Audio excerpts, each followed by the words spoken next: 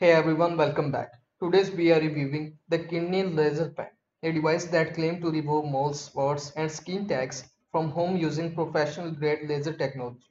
But it is legit or just another overhyped gadget? Let's find out. The product boasts CO2 laser tech, FDA approved, and the endorsement from dermatologists. But none of these claims check out. No clinical trials, no medical backing, and the endorsements appear completely fake. Even worse, the exact same device is sold on Alibaba for just a few dollars, not for skincare, but originally as a nail fungus treatment.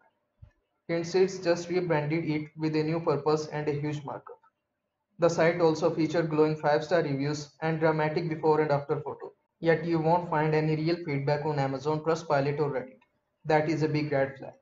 Here is the bottom line. Kidsneed Laser Pen is packed with fake claims, fake reviews, and misleading marketing. So that's all for this video. If you find this video helpful, so please like this video and also subscribe our channel. Thank you.